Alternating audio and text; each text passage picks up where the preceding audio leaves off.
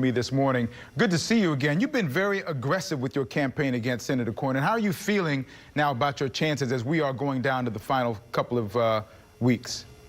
Yeah, I feel like it's been a campaign for Texas. I feel like we finally have voices fighting really hard for regular, everyday Texans and fighting against people that have been hurting our economy, our access to health care, our ability to keep our kids safe. And John Cornyn sure is leading the charge on that. But I'm feeling really good. I mean, we have so much grassroots enthusiasm and energy across the state. I grew up here. I've never seen anything like this. It's really exciting to see so many Texans getting involved. And the bottom line is the more people who engage in our democracy, the healthier that democracy is. So it's really exciting to see. So I've looked at polls. A lot of us are looking at those these days, and I've seen you trailing Senator Cornyn anywhere from 6 to 10 points at some points. But that margin seems to be narrowing as we get closer to the election.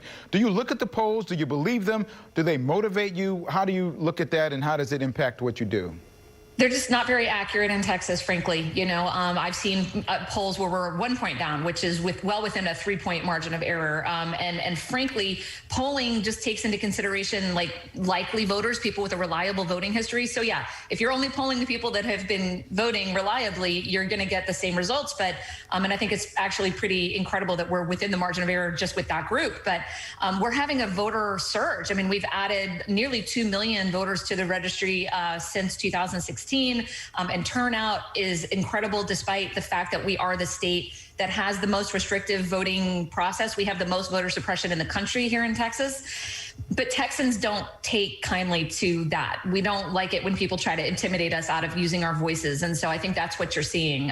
So no, we don't really look at the polls. Last cycle, I was running in a very red, gerrymandered congressional district. We were supposed to lose by like 15 or 20. We lost by 2.6 and flipped 2 state house seats in that district. So no, I don't really let the polls drive my decision making. So now as you move forward and you've been talking to voters and you're talking to Texans along the way, what's your main pitch about why you are a better choice and why Texans should fire Senator Cornyn? Experience. We've got John Cornyn with 18 years of experience failing us and selling us out and kowtowing to his party leaders and his corporate special interest donors. And I have experience working in healthcare for 5 years, serving our country in the military, taking a bullet, defending our Constitution, working in the tech industry. I have an executive MBA. I'm a working mom with 2 small kiddos. I understand the challenges that regular Texans are facing, and I grew up in rural Republican Texas. I mean, I feel like my experiences are very reflective of the values of this state, the experience of the people in this state. We've got to stop expecting D.C. to legislate solutions to the challenges that we are facing out here on the ground when we keep sending people to D.C. to represent us who haven't actually faced those challenges. One of the things that has happened here, it's been in the news, it's going to be in the news for a while. Republicans, including Senator Cornyn on the Senate Judiciary Committee, voted to send the nomination of Judge Amy Coney Barrett to the full Senate next week. Democrats, it should be noticed, on that committee boycotted the final committee vote in protest of that overall process. What are your concerns, if you have any, about what looks to be her inevitable appointment to the High Court in the next week or so? Well, sir, first of all, I have many concerns over the dysfunction of our government, which I think is, highest in the Senate. We have groups boycotting votes. We have a legislative graveyard. We have over 500 bills sitting on Mitch McConnell's desk that in there are things that really could help Americans and Texans, even things like election security. We've got COVID packages that are stalled because of political games back and forth. And frankly, with this confirmation, the Senate is supposed to be the most deliberative body on the planet. Our democracy is supposed to be an example for other democracies around the world. And one of the biggest responsibilities they have is confirming Supreme Court judges to a lifetime appointment. It should be a very thorough vetting process, setting aside even the integrity issue and the hypocrisy around pushing through this nominee during an election where people are actually physically casting ballots. I'm concerned that this has been kind of a kangaroo court, which I think is why the Democrats on the Judiciary Committee boycotted the vote. We're not really getting a thorough vetting and an ability to really sit and make a decision. And frankly, I and other Texans that I talk to about this are offended that we have found ourselves in a place where you can predict confirmation hearing votes down party lines. We should be looking at these judges objectively. We should be hearing them make the case for why they are not biased and why they can rule in a way that's objective. And you know, I think it really speaks to the hyperpartisanship in DC and why we need term limits and why we need to start sending more people there like me instead of people like John Cornyn who are only, you know, looking out for their own self-interest. They've been career politicians. They are more interested in the Machiavellian, you know, chess game that they're playing and less interested in actually fighting for Texans. So one of the things that I thought of when you were talking about that confirmation process, that the president said he wanted that to be a priority. They were talking about COVID relief, the stimulus, trying to get something through. He suggested to Mitch McConnell that he wanted the confirmation of Amy Coney Barrett to be the priority. Your concerns about that prioritization when we have so many people still dealing with COVID-19 and out of work and suffering through this process?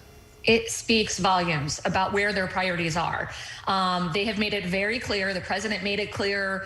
John Cornyn made it clear when he said it's the ACA versus ACB, that this appointment is about tearing down the Affordable Care Act, which would be egregious in itself, but in the middle of a pandemic is just disgusting, frankly. And you would think that the senators from Texas would be at the forefront, leading the charge to figure out a way to get access to healthcare for people, since Texas, the entire 18 years John Cornyn has been in office, Texas has been dead last in the country by a factor of 2, like not even close to the next place state in access to healthcare.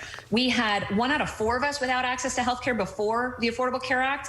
I was working in healthcare during the implementation of the ACA. And when that was implemented, first of all, it could have been a lot better if our state house had just expanded Medicaid like it was designed for. But even though it was gutted and sabotaged and they tried to make it fail, it still made things a little better in Texas. We went from 1 out of 4 to 1 out of 5 of us had lacked access to care. So just like a little bit of a smaller number, right? Now in the middle of this pandemic with record unemployment, we have 1 out of 3 working age Texans, 18 to 65, don't have access to care. Y'all, that's why we can't get this pandemic under control. People can't go and get a test if they can't afford it and if it's not covered by their insurance. So, you know, I think we have to prioritize, especially if you want to prioritize the economy. It's not a choice between the two. Do we prioritize the economy or the pandemic? The best thing we can do for the economy is get the damn pandemic under control, because we can open up businesses as much as we want, but until consumers feel safe to go out and patronize those businesses, we're not going to get back to normal. So they're trying to rip away access to care. When they rip away the Affordable Care Act, it's going to take care from another nearly 2 million Texans. They're just making the situation worse for political football. You make it sound like you think it's a done deal that the Affordable Care Act is going to go away. Well, they couldn't do it legislatively.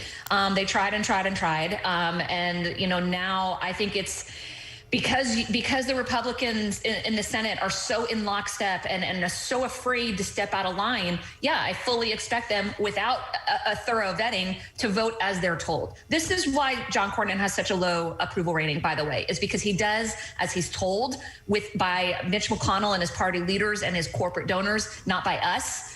He does as he's told instead of questioning, wait a second, is this what's best for Texas? Well, you know, I want to make sure that everyone knows that I've invited Senator Cornyn to be on this program. He was scheduled to be on, and he had something that came up, and he would not be here, but we'll give him another chance to do that. We have more with MJ Hager, though, coming up after this break, including our thoughts on maybe some of the big decisions made by Senator Cornyn that she would have done differently and what she plans to do if elected. Here's some newsmakers from TV.